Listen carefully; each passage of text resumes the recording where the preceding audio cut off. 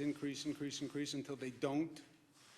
When they stop increasing, then what happens? And the projection models have a number of alternatives. Some suggest basically the curve goes up and then drops precipitously. Some suggest there's a slight pause at the top. Some suggest there's a longer pause at the top, which is effectively a plateau effect.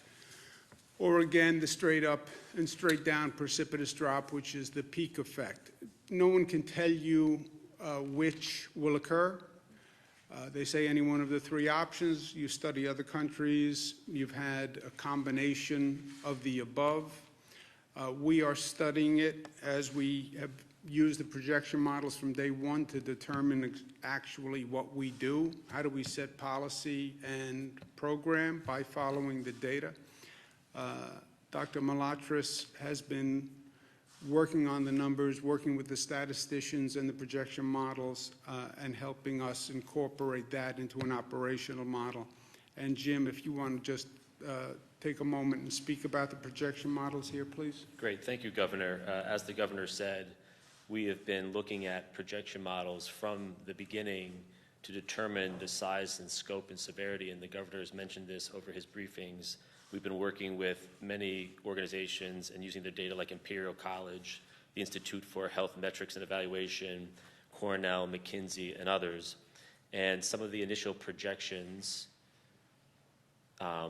that we first saw at the beginning of this was at least 100, up to 110,000 beds for COVID patients alone. And the peak would come at the end of April. Those were some of the earliest modeling from many organizations, that it would be at the end of April, around 110,000 beds just for COVID patients. There are other models, too, that we were tracking, one being lower at about 55,000 COVID beds, but again, peaking at the end of April. We follow, now that we have a pretty robust data set to go by for the last several weeks. The bottom line there, the purple line, is sort of where we are tracking today, which suggests it's a little lower. And the question was, what could you do to lower those initial projections from 110,000 and from 55,000? So a lot of the activity was, we saw where the statisticians and the folks looking at these types of models said it was going. So what activities and actions could you take to aggressively lower that overall number?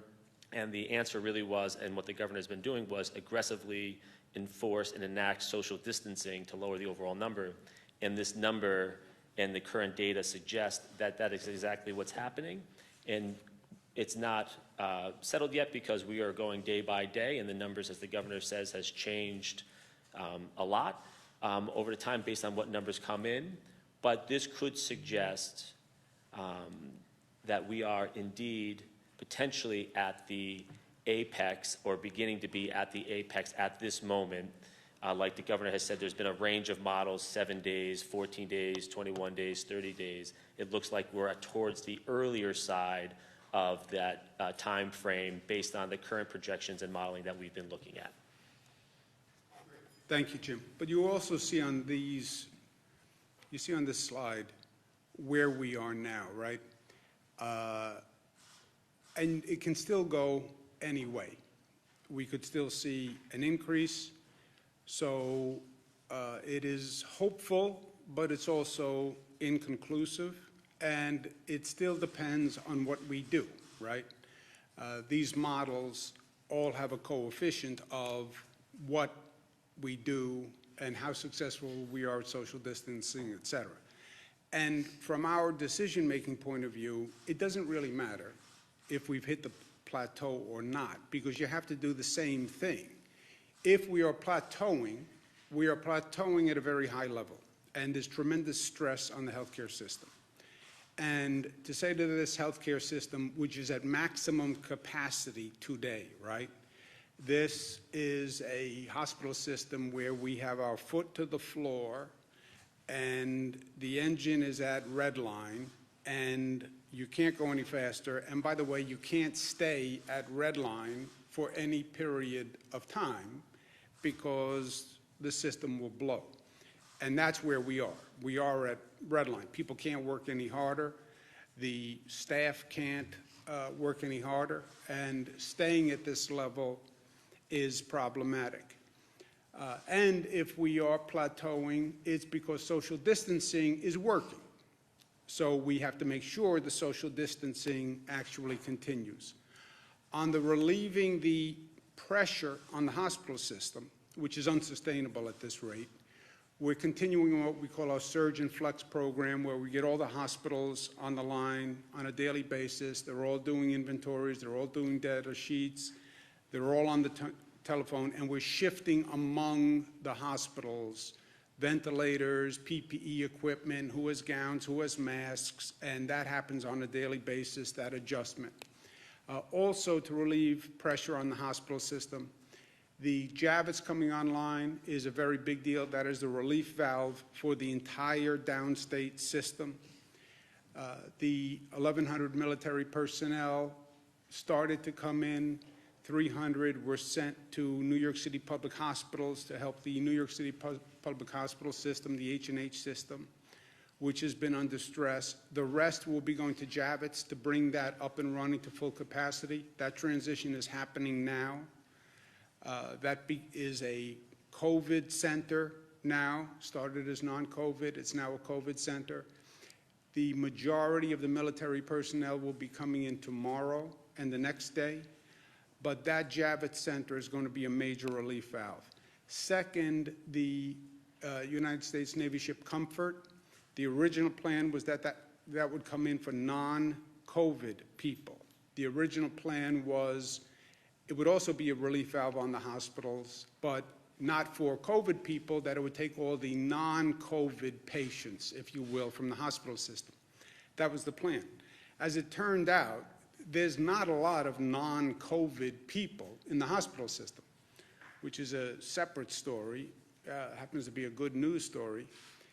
A byproduct of shutting everything down is you have fewer car accidents, crime rate is way down, fewer trauma cases, so there is not a large non-COVID population in the hospitals.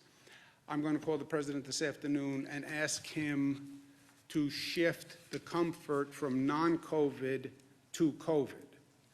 Then we would have Javits and the ship Comfort as a relief valve. That's 2,500 beds and 1,000 beds. That's 3,500 beds, which could serve as a relief valve for the whole downstate hospital system. That is the only way we sustain this level of intensity in the hospital system. And I understand what the original plan was with the Comfort, but I understand that there is no preordained strategy here. You have to feel it out day to day, and you have to adjust with the facts. And we don't need the Comfort for non-COVID cases. We need it for COVID. If we had those two facilities as a relief valve, that would make a significant difference. Now, bringing online 3,500 beds is no small task. Northwell Health is going to help us manage those, but they're going to be staffed by military personnel. Only the military could bring in that many people that quickly with that logistical operation. And I want to thank DOD very much for their cooperation because God bless the U.S. military. We're fully aware of what they do to defend this nation, but this is a different application that we don't see every day, and they're doing an extraordinary job. So I'll call the president. He has been helpful to New York in the past, and he's moved very quickly in the past. I'm going to ask him if he can make this adjustment for us because it would be truly beneficial. We would feel much better knowing that we can sustain this pace if we could start to offload patients to these two facilities. In any event, plateau, not plateau, we still have to extend New York pause because if that curve is turning, it's turning because the rate of infection is going down. One of the reasons the rate of infection is going down is because social distancing is working. We have to continue the social distancing. Schools and non-essential businesses will stay closed until April 29th. I know that's a negative for many, many reasons. I know what it does to the economy. But as I said from day one, I'm not going to choose between public health and economic activity, because in either event, public health still demands that we stay on pause with businesses closed and schools closed. Whether we've hit the apex or whether we haven't hit the apex, you'd have to do the same thing. There's also a real danger in getting overconfident too quickly. This is an enemy that we have underestimated from day one, and we have paid the price dearly. Well, the numbers look like they may be turning. Yay, it's over. No, it's not. And other places have made that mistake.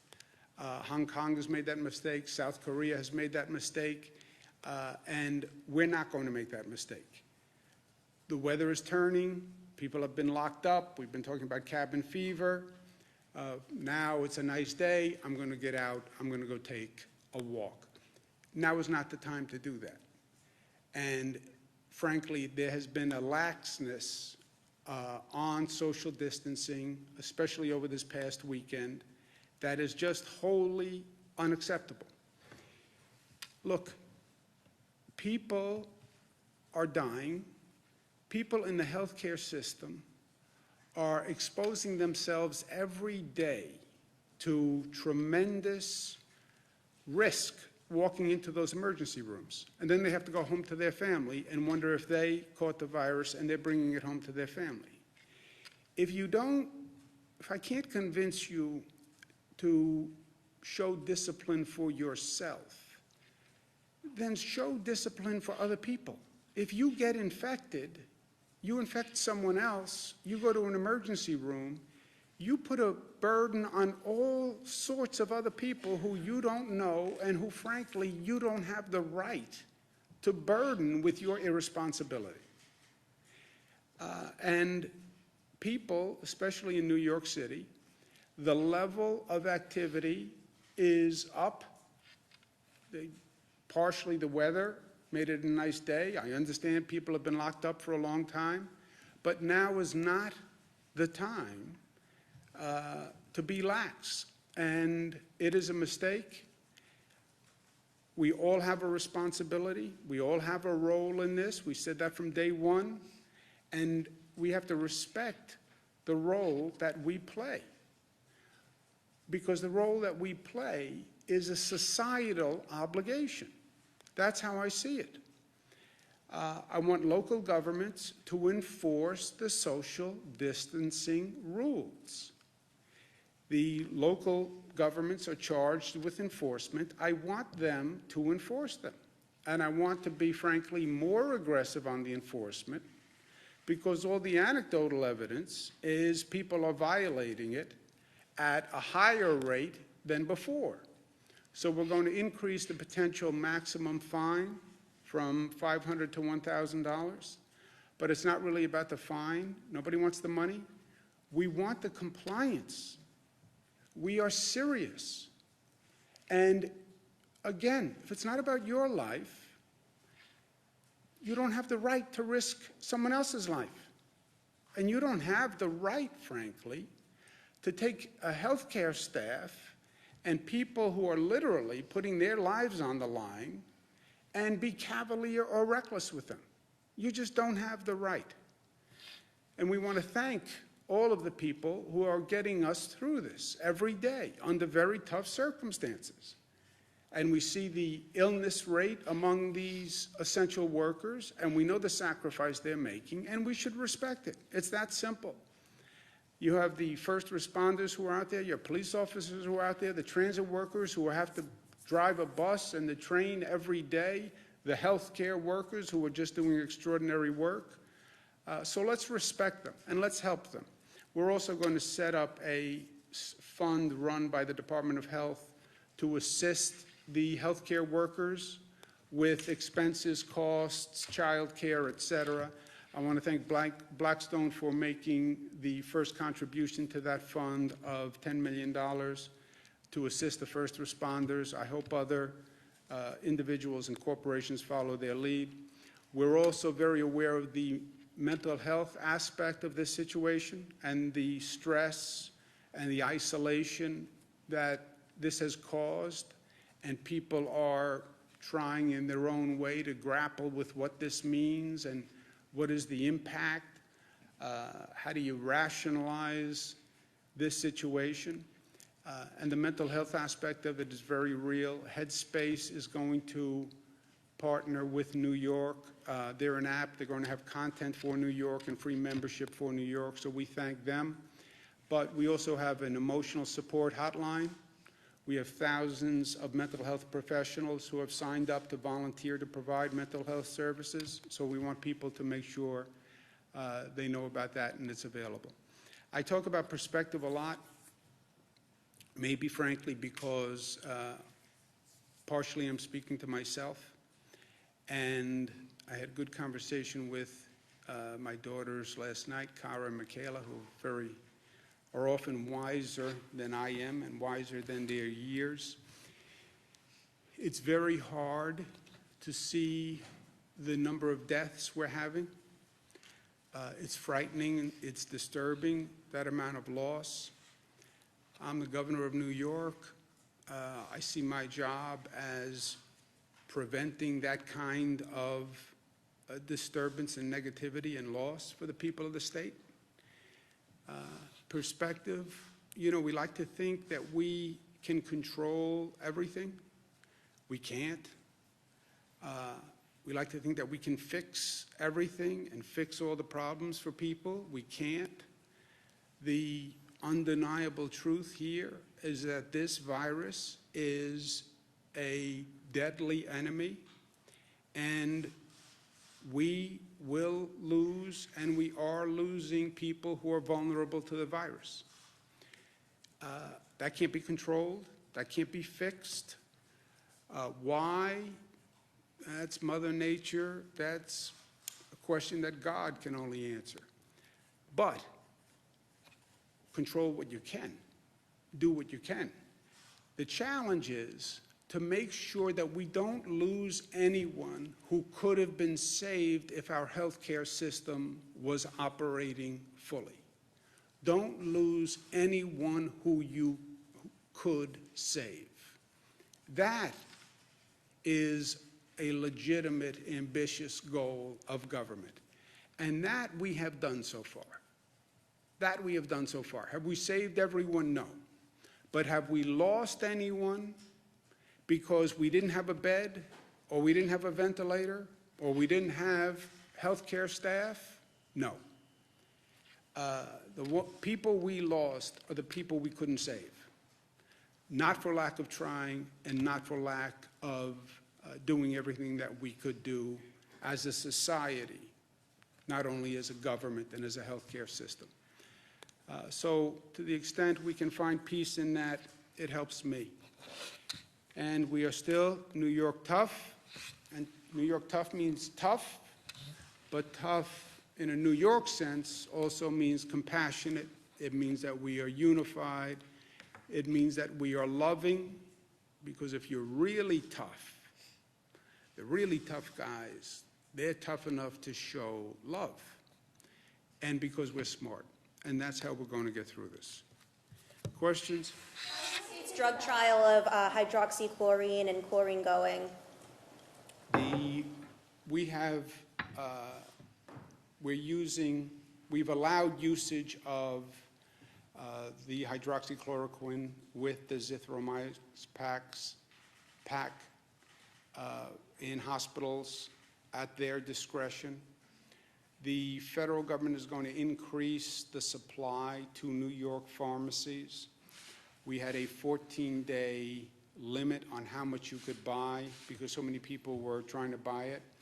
If the federal government increases the supply to New York, which they say they're going to do, then we could lift the 14-day limit.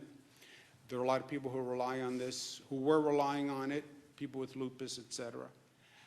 The tests in the hospital, they won't say that they're too short a period of time to get a scientific report. You know, hospital administrators, doctors want to have a significant data set before they give a formal opinion. Anecdotally, you'll get suggestions that it has been effective, but we don't have any official data yet from a hospital or a quote-unquote study, which will take weeks, if not months, before you get an official study. Is that a fair statement? So promising but not conclusive, it sounds like, On which? on that type of treatment in hospitals. Yeah, there has been anecdotal evidence that it is promising. That's why we're going ahead. Doctors have to prescribe it. There are some people who have pre-existing conditions where it doesn't work, or they're taking medication that's not consistent with this treatment. But anecdotally, it's been positive. We'll have a full test once they have a large enough sample and data set, Jesse. But anecdotally, it's been positive. And if we get an additional supply, we can, which the federal government says they're going to send. I'm going to mention it to the president, actually, when I call him this afternoon with the comfort. I'm going to make a note right now. If they increase the supply, we can lift the 14-day limit ban. Earlier today, there was the notion that the city would maybe be burying these COVID bodies in parks in New York City. Wondering, one, have you heard of that? And two, is there any way the state can lend assistance with managing these bodies? And what do you think about I have heard nothing about that. I've heard a lot of wild rumors, but I have not heard anything about the city burying people in parks. Would you support that? No, no. What plan do you have to manage these bodies? I know there was... I didn't know that there was an issue. I haven't heard that there was an issue. Has anybody heard that there's an issue? No. Did the city raise any issue? They talked to New York City, I talked to New York City yesterday. I've not heard that this is an issue. Mayor Bill de Blasio this morning requested that the state release more ventilators from its stockpile to the city. To date, how many ventilators have come from the state stockpile to the city, and have they asked for any more at this point? They have not asked for any that they have not gotten. We're releasing 802. The city is basically responsible for the 11 Health and Hospital Corporation hospitals, public hospitals. There are 11 health and hospital corporations. 11 health and hospitals in that system. And I spoke to the head of the system last night. I'm going to speak to, he's going to be on a phone call at 1 o'clock, Dr. Mitch Katz. He had all the equipment he needed, and I'm going to speak to him again at 1 o'clock. So if they need anything, we'll get it to them. Is the 802 combined? Like, that's how many? 802 for the downstate area. Now, every hospital will say to you, I am running low on everything, because they are low on everything, right? When we do these daily surge and flex discussions, there's no margin for error, because we don't have any margin for error. We just don't have the supplies. The whole system is over capacity. So everybody is low on everything. And if they had a wish list, everybody would want, stockpile and a reserve in their own hospital. I get that. We don't have that luxury. I'm taking ventilators from one hospital on a daily basis, bringing them to another, and then shifting them back and forth so every hospital can get through this period. That's why I say it's unsustainable for us. So we're doing that with PPE equipment, we're doing that with ventilators, we're doing that with patients. If we can systematically get patients out of the hospital system into Javits and the Comfort, then you can relieve pressure on the whole system. But the system is running at red line, has been for days, this is the most intense management function that we have ever undertaken. So it's not here, in this situation, it's not what they want, it's what they need. That's what I said. You know, everybody would want, I want to have 100 ventilators on reserve. I know. It's what you need, and that we're doing on a day-to-day basis. But everyone has what they need. There is no one who said, I'm out of ventilators and I have a critical need who hasn't gotten them. You're calling for, Go ahead. you're calling for increases in crackdowns on social distancing, but we're getting reports of funerals and weddings in Orthodox Jewish communities in Rockland County and in Brooklyn still being attended by hundreds of people. Then they should enforce the rule, Jesse. I don't care if you're Orthodox, Jewish, Catholic, Christian, Muslim, I don't care what. It's not about religious observation. But is there anything you can do with state police or other resources to try to break these The sorts state of... police will enforce it also, but let a local government, it's a job of local government to enforce. I'm doubling the fine. It's my way of saying, this is serious.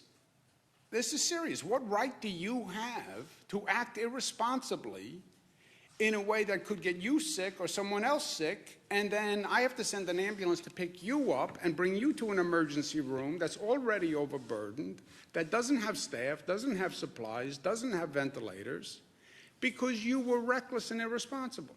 You don't have that right.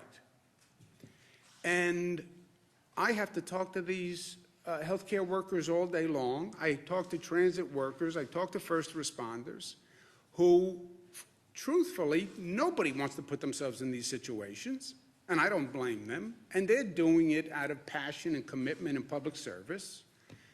None of us has the right to be reckless in our own behavior, which compounds the problem we're dealing with. Now is not the time to be playing Frisbee with your friends in the park.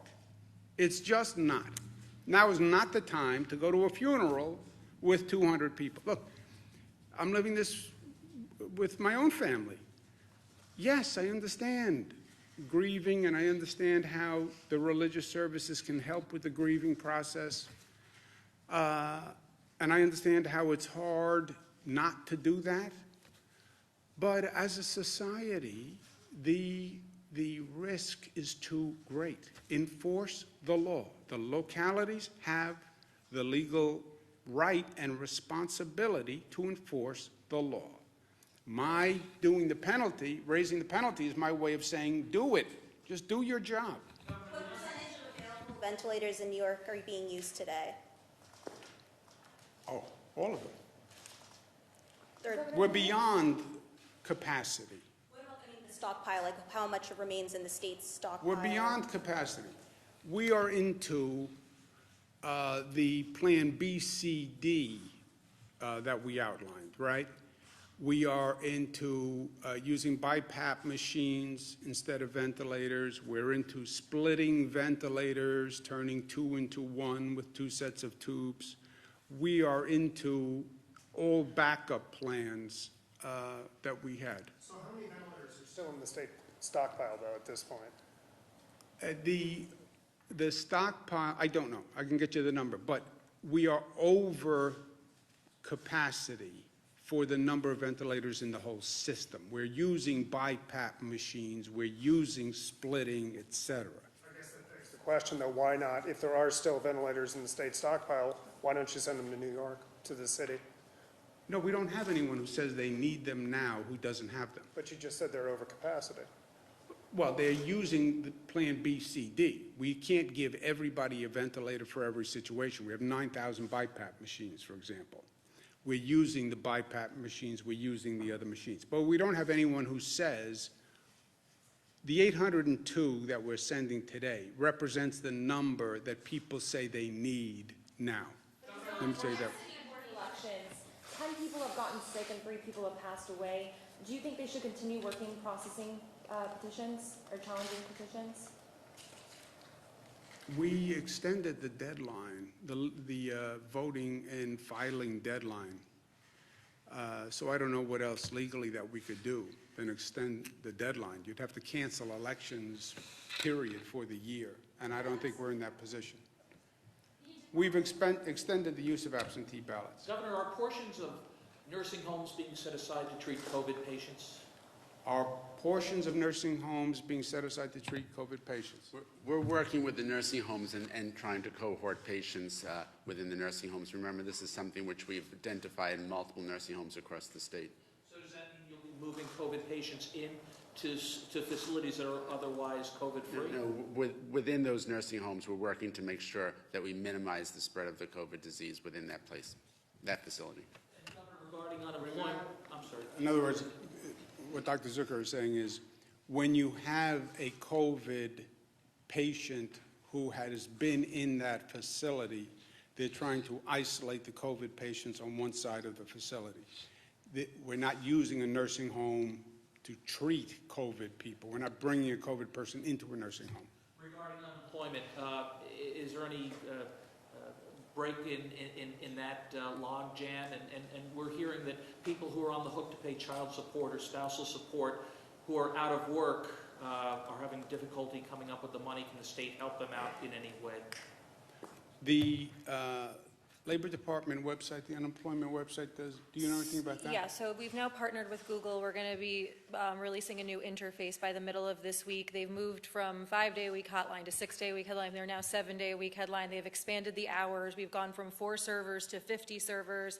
They're trying to do the queue by last name so that if you're between A and D, you call on Monday, and separating them out to try to manage some of the volume. But just so everyone understands, at the peak of the 2008 crisis, in the single largest day of claims was 13,000 in one day. We had 6 times that 2 days ago.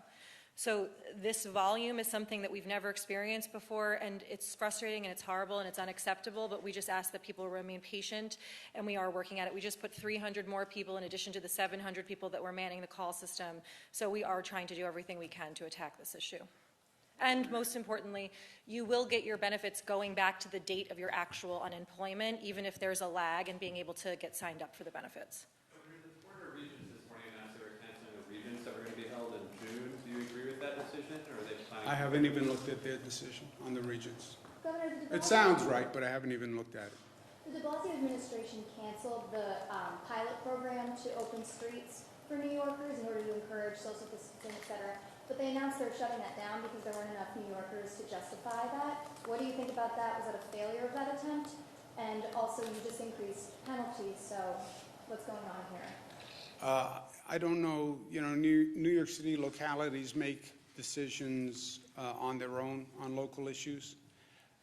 So I have no reason. I don't have any opinion on what the mayor did. I just don't know the facts well enough on that program. The social distancing, we have, again, hopeful news in the data that it could be slowing, plateauing, turning, but it's also dependent upon what we do and how we handle ourselves. And we know that social distancing is important. That's why I'm extending the ban on keeping businesses closed, extending the ban on schools. But people, it's individual behavior that has been problematic over the weekend. I get that it was a nice day and the weather was good and people have been cooped up. I get it. I get it all. I'm living it just like everybody is living it.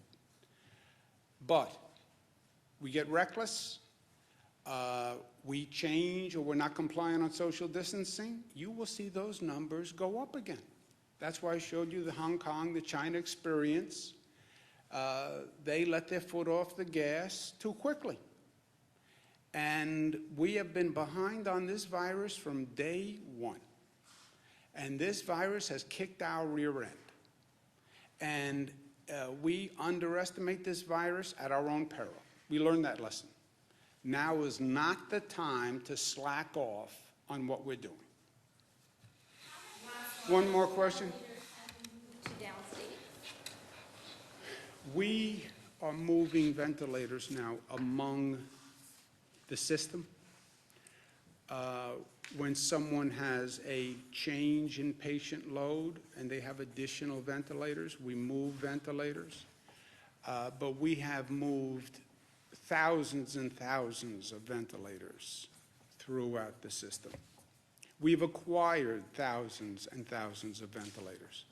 I also want to thank Oregon for sending ventilators. I want to thank the state of Washington for releasing ventilators and suggest that they be sent here.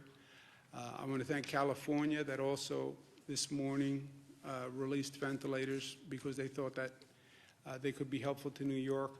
That is the right attitude. That's the only way we do this as a nation. We're going to have to be flexible and handle the surge as it moves across the country. That's just what we're doing here in this state. Surges in Nassau one night, we move assets to Nassau. Surges in Rockland, we move assets to Rockland. So that's the only way we're going to do it, because the federal stockpile. If the federal stockpile has 9,000 ventilators or 10,000 ventilators, that's not going to do, it's not going to be enough for a nation, right? So you're going to have to get states cooperating and shifting and moving within the country. New York will be first on that list. As soon as we get through this and we have any flexibility in our system, we will be there for every other state, like they have been there for us. And we will lead the charge, the way we always have. Hurricane Katrina, we were the first ones down there, right? So when anyone needs anything, we're there. Right now, healthcare-wide, I'm going to get on the phone with the hospitals now. There is no hospital that needs ventilators that doesn't have ventilators. There's no hospital that needs PPE that doesn't have it within the state system. Again, they're all going to say they're running low, because they are, but nobody doesn't have what they need to do their job. And that's my point on perspective. Are we managing this situation the best it can be managed? Yes. Have we lost anyone who we could have saved? I don't believe so. And with that, we can sleep at night. I have to go to work. Thank you, guys.